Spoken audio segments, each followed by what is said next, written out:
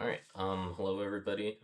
This is Chandler Gilbert Community College, class ECE 103. It is the summer semester of 2026. My name is Brian Roseanne. I am the designer of the Peristaltic pump, uh, of this Peristaltic pump project. I shouldn't say it, I'm the designer of it. But, so brief overview. Um, this is my poster. It shows to the top right the isometric view in the front, and to the left you see the isometric view tilted to the back side. That way you're able to see, where the back mounts and all that fun stuff. Quick overview. The Peristaltic pump has a DC motor, drive shaft, rotor, plate, rollers, housing, mounting plate, and fasteners. The pump operates, by rotating the rotor, which have the rollers connected to them with roller pins.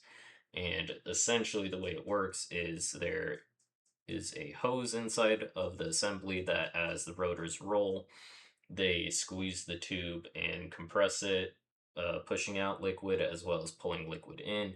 You'll often see these in chemical manufacturing as well as in the medical field. I guess the best way to compare it is these pumps are like when you squeeze toothpaste out. Essentially, that's what they do. The rollers press against the hose, squeeze fluid out, which in turn creates a vacuum, which pulls fluid into the pump, and the cycle repeats. Brief overview of the scheduling of the project.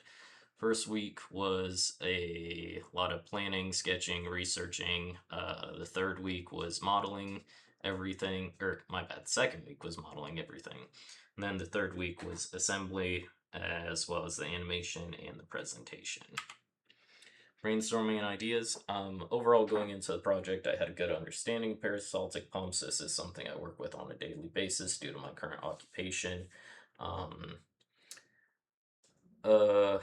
In the bottom left, you see a picture of a pump similar to what I designed. That's what I based my project off of. I did do some slight tweaks, alterations to it, but roughly that's what we were looking at. And then in the middle and the right of the screen, you'll see my sketches, which they're not the greatest, but it shows a lot of where I was thinking, where the roller pins would connect to the rotor and the rollers would mount onto the pins, and the sizing of everything, as well as the pump housing, how deep I'm going to be cutting it to make sure that the rotor has room, and making sure that the pump housing has a larger hole for the motor shaft than the rotor plate. That way the rotor plate's able to rotate and it won't rotate the pump housing. View of the model. To the left is the isometric view. In the middle is the top view, and to the right is the right view, which you're able to see the two hose barbs, which would be the inlet and outlet, which as the pump rotates, depending on the direction of the rotor, what way it's spinning, you'll either have your inlet, be on the top or bottom.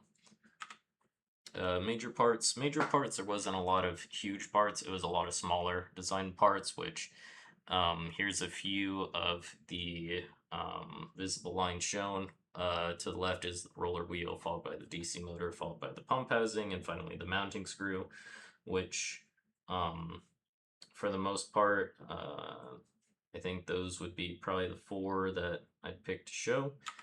Learning obstacles. Overall, the biggest challenge I faced was the flex hose. I was thinking I could do a flex hose and SolidWorks would support the rollers compressing it, and it just turned out that it wasn't able to, or I wasn't able to set it up. It was causing a lot of issues, so ultimately I removed it.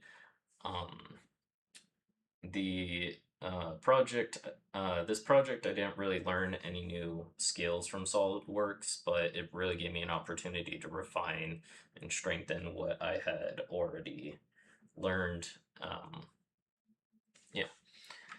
Next page is an animation of the peristaltic pump, which there's a 360 rotation, followed by a exploded view, which removing the mounting plates as well as the front plate, DC motor, the motor plate, the hose barbs, the pump housing, the rollers, the roller pins, as well as the motor shaft, and the plate, the mounting plate for everything stays in place. And then it compresses back down, and as you can see, the motor shaft is rotating the rotor plate, which has the roller pins attached to it and the rollers attached to that. Comments and questions for the class. If I was presenting in front of people, this is my time for Q&A. And references. My first three references were just SolidWorks help to just kind of go over what I had learned before and just any tips and tricks that I could apply to the project. And the last three are references to different brands of pumps, which Watson Merlo inverter I work with fairly often. I mean, pretty much on the regular. Simply pumps, that's what I based the project off of, the PMB E200 compact brushless peristaltic pump. Other than that though, I think that's it. So thank you for watching.